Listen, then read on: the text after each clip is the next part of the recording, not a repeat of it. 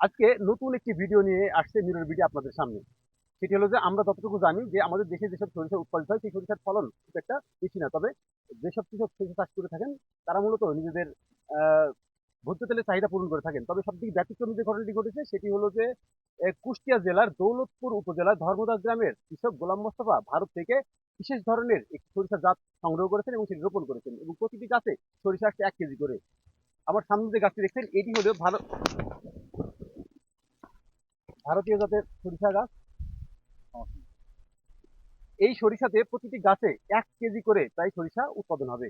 অর্থাৎ কৃষক গোলাম মোস্তফার দাবি, এই সরিষা যদি সারা বাংলাদেশে ছড়িয়ে যায় তাহলে বাংলাদেশ যে ভোজ্য তেলের চাহিদা আছে তা পূরণ করা দ্রুত সম্ভব, এবং সয়াবিন তেলের উপর বা আমদানি নির্ভর আমাদের অনেকাংশেই কমে যাবে। তার দাবি, এই সরিষা যত দ্রুত সম্ভব কৃষি বিভাগের মাধ্যমে সারা দেশে ছড়িয়ে দিতে চান।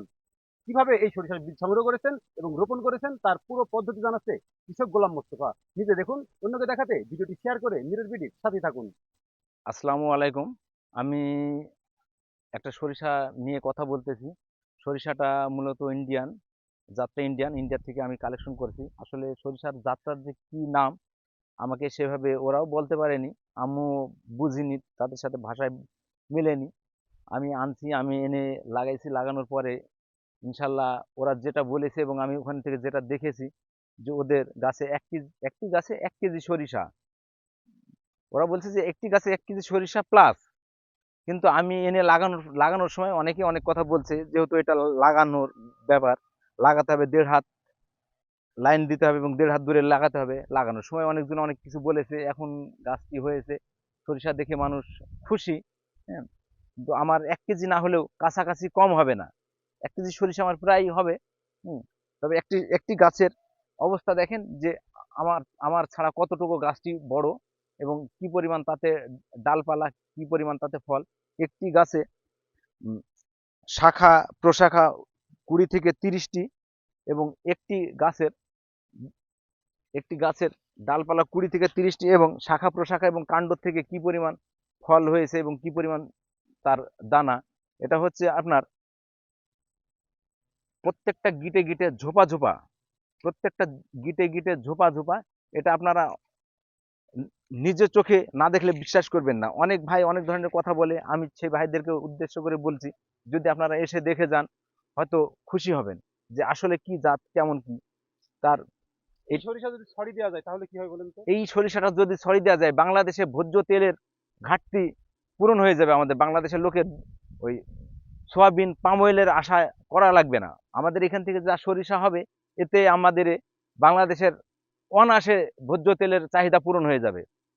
আমি সেই ভাইদের উদ্দেশ্যে বলতে চাই যে এই এই বীজটা কালেকশন করো, করে অন্তপক্ষে বাংলাদেশের মাটিতে সোনা ফলাক। এটা তো সোনার মতোই, একটি গাছে 1 কেজি সরিষা।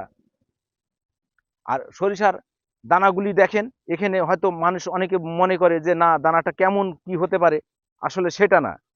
এর ভিতরে দানাটা দেখেন একদম সেম পায়রার চোখের মতো, এবং তার ভিতরে কি পরিমাণ সংখ্যক কত কত পরিমাণ সরিষা আছে, আপনারা নিজের চোখে আসলে একটু দেখার দরকার আছে। একটা নতুন একটা জিনিস, নতুন একটা জাত দেখছেন, একদম সরিষার আপনার পায়রার চোখের মতো। হুম। এর তেলের পরিমাণটাও বেশি, এবং এর অনেক